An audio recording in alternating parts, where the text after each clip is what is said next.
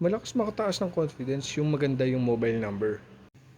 Pero syempre medyo mas mataas lang yung presyo ng SIM card. Naglalaro sa 280 hanggang 650 pesos. Pero sulit na rin. Depende dun sa ganda ng number na bibilin mo dito.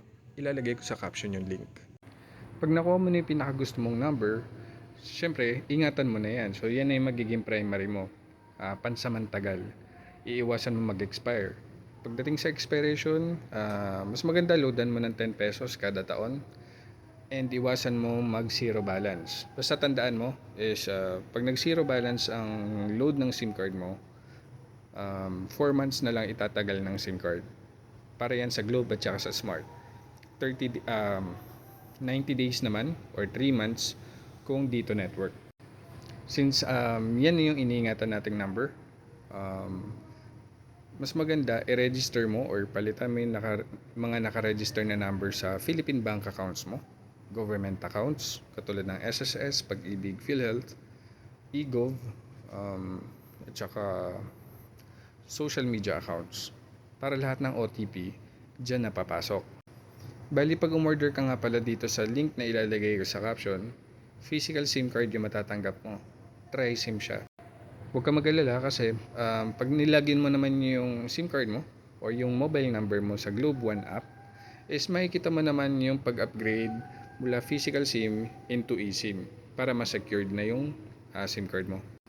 In case naman na hindi ka masaya sa Globe and gusto mong ilipat ng network yung SIM card mo na yan para at least lagi mong hawak yung mobile number mo kahit saang network pa yan pumunta. Ito lang yung gagawin mo. Bali, punta ka muna ng Globe branch. Hihingin mo sa kanila yung USC code or Unique Subscriber Code. Huwag kang papayag na kunwari prepaid ka tapos sasabihin na i-convert mo na to postpaid. Hindi ganun ang sistema. Anytime, pwede kang pumunta ng Globe branch. Kahit na prepaid SIM, wala kang gagawin. Ibibigay sa'yo dapat yung USC code kasi gusto mo nang lumipat ng network.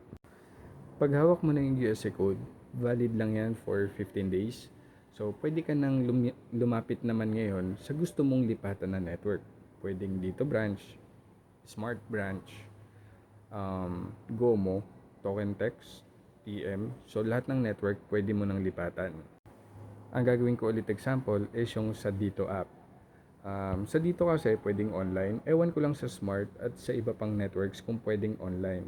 Basta dito sa Dito app, pwede. So, hanapin lang natin dito is number portability. Bali, ang pipili natin dito is ito, switch seamlessly dito and retain your existing Globe or Smart mobile number. Okay, segue lang tayo ng konti. Kung gusto mo namang umalis ng dito network, ito naman yung pipiliin mo para makuha mo yung USC code naman sa kanila. Anyway, dito lang tayo mag-focus. So, ito yung tap mo. Select mo na yung location mo dito.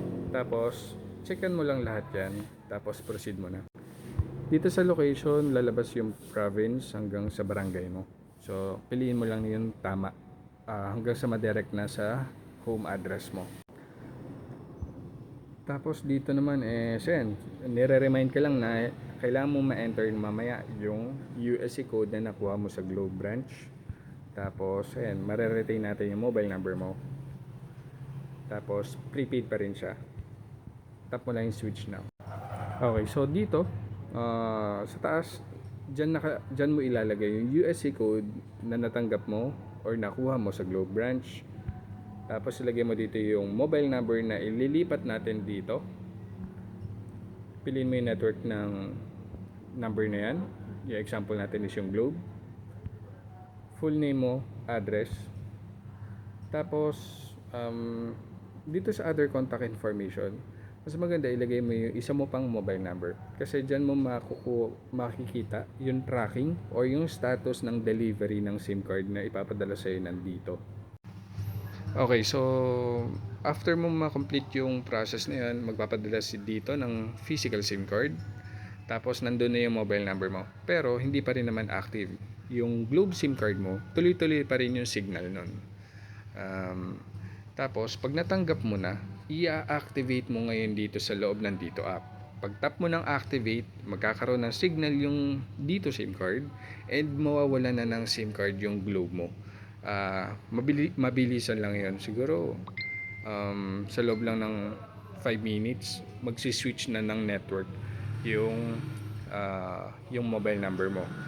Pag nagkaroon na ng signal yun dito SIM card mo, pwede mo nang itapon yung Globe SIM card. Wala na yun. Basura na yun. So, yun ang iingatan mo ngayon. Yung physical SIM card mo nandito and yung iniingatan mong magandang mobile number is nandyan na rin sa dito.